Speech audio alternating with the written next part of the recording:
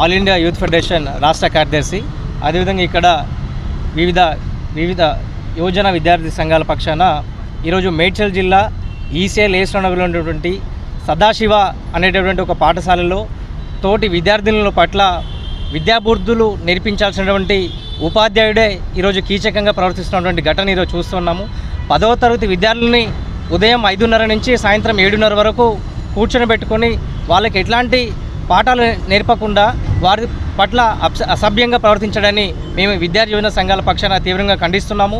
ఈ విషయం పట్ల ఉన్నత విద్యాశాఖ అధికారులు అదేవిధంగా పోలీస్ యంత్రాంగం కూడా నిష్పక్షపాతమైనటువంటి విచారణ చేపట్టాలని చెప్పి ఆ విద్యార్థులతో కీచకంగా ప్రవర్తించినటువంటి ఆ పాఠశాల ప్రిన్సిపల్ నాగేంద్రపై తక్షణమే చర్యలు తీసుకోవాలని చెప్పి అతను అరెస్ట్ చేయాలని చెప్పి మేము విద్యార్థి యువజన సంఘాల పక్షాన డిమాండ్ చేస్తూనే ప్రధానంగా 10వ తరగతి విద్యార్థులని కనీసం విద్యా హక్కు చట్టం ప్రకారం ఉండాల్సినటువంటి కనీస పద్ధతులను ప్రవర్తించకుండా ఈరోజు ఉదయం 5:30 నుంచి తరగతులు నిర్వహించడాన్ని తీవ్రంగా మేము ఖండిస్తున్నాము.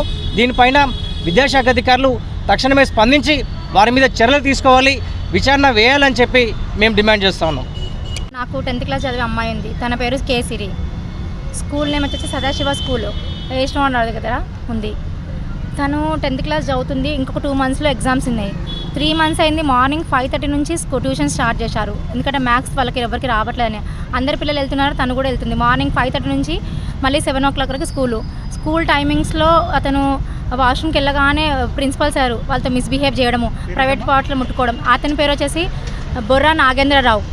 అతను ఏం చేశారంటే పిల్లలు వాష్రూమ్లోకి వెళ్ళగానే పక్కన లాక్కొని ఏదో ఒకటి పిలిచి ఏదో ఒక టాపిక్ తీసి ఏదో ఒక రకంగా చేతులు వేయడము, ఏదో ఒక రకంగా బిహేవ్ చేయడం, ఎక్కడ పడితే అక్కడ ముద్దులు పెట్టడం, ఎక్కడ పడితే అక్కడ లాక్కోవడము, వాళ్ళని ఎలా అంటే అలా చేయడము. పిల్లలు 10 days నుంచి వాళ్ళు బాధ అనుభవిస్తున్నారు. నిన్న నైట్ వచ్చి పిల్లలు మాట్లాడుకొని వాళ్ళు మాట్లాడుకొని ఇంకా మా పేరెంట్స్తో చెప్పగానే వెంటనే మార్నింగ్ స్కూల్ దగ్గరికి వెళ్తే స్కూల్ దగ్గర అసలు మమ్మల్ని ఎవరిని స్కూల్కి కూడా లోపలికి కూడా రానివ్వలేదు. రానివ్వనందుకు మేము మాట్లాడుతుంటే కూడా మమ్మల్ని ఎవరిని పట్టించుకోలేదు.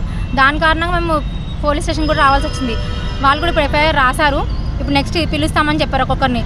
పిల్లలు ఇప్పుడు ఈ బ్యాచ్కి ఇలా ఉంటే ఆల్రెడీ 3 సంవత్సరాల నుంచి ఇలానే అవుతుంది. కానీ ఏ బ్యాచ్ ధైర్యం చేసి మాట్లాడలేదు. ఇదే ఫస్ట్ బ్యాచ్. ఇప్పుడు ఈ బ్యాచ్ అన్న కొంచెం న్యాయం చేస్తే నెక్స్ట్ బ్యాచ్ వలన నెక్స్ట్ పిల్లలన్నా తన చేతుల నుంచి రక్షించబడతారని మేము కోరుకుంటున్నాం. అంటే మా పిల్లకి న్యాయం చేయాలి.